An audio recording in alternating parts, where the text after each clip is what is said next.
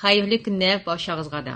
Bugün irtə bilən Tatar Tanayı oğlundan bizge bik küp şıltatular buldu. Yeşil Üzen gazetası kişe jimğasını kilmegen.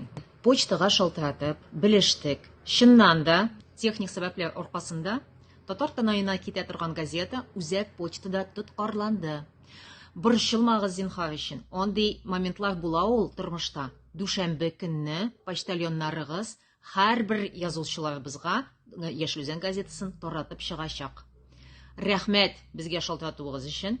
Bu meseleni tezrek şişirge tırıştık.